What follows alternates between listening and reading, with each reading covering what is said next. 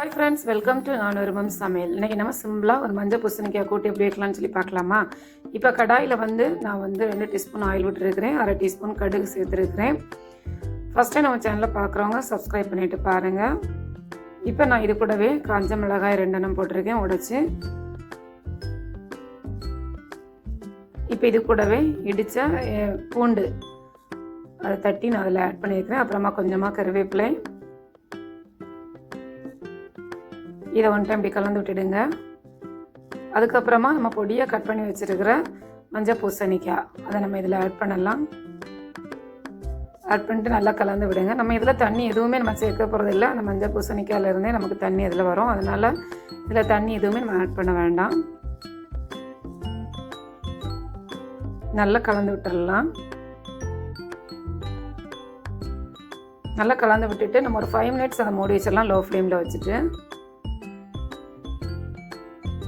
5 மினிட்ஸ்க்கு அப்புறமா நீங்கள் ஓப்பன் பண்ணி பாருங்கள். அந்த மஞ்சள் பூசணிக்காயிலேருந்து எவ்வளோ தண்ணி வந்திருக்கு பாருங்கள். இப்போ 1 டைம் நல்லா கலந்து விட்டுருங்க.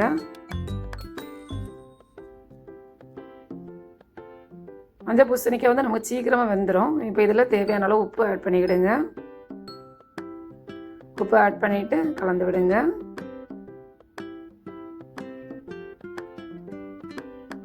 பாருங்கள், இப்போவே மஞ்சள் பூசணிக்காய் நமக்கு நல்லா வேக ஆரம்பிச்சிட்டு நமக்கு அது கிளறும் போதே அது உடையுது பாருங்கள். இப்போ இது கூடவே 1/2 டீஸ்பூன் மஞ்சள் தூள் ஆட் பண்ணலாம். காரத்துக்கு ஏற்ப மிளகாய் தூள் ஆட் பண்ணிவிடுங்க. ஒரு 3/4 டீஸ்பூன் மல்லித்தூள் ஆட் பண்ணியிருக்கிறேன். அப்புறமா ஒரு 1/4 டீஸ்பூன் ஜீரக பவுடர். இப்போ இதெல்லாம் கலந்து விடுங்க.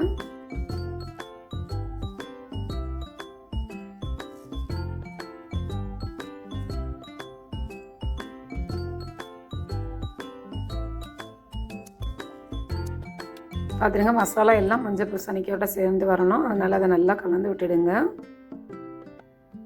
பாருங்கள், இப்போ நமக்கு கூட்டு ரெடி ஆகிட்டு. இப்போ நம்ம இப்போ ஸ்டவ் ஆஃப் பண்ணிடலாம். கிளறி விட்டுட்டு சாதத்து கூட சாப்பிடும்போது டேஸ்ட் நல்லாயிருக்கும்.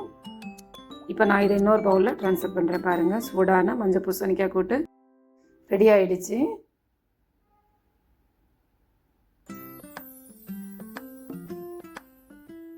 நல்லா டேஸ்ட்டாக இருக்கும். ட்ரை பண்ணி பாருங்கள். மறக்காம நம்ம சேனலை சப்ஸ்கிரைப் பண்ணுங்கள், லைக் பண்ணுங்கள், ஷேர் பண்ணுங்கள். தேங்க்யூ.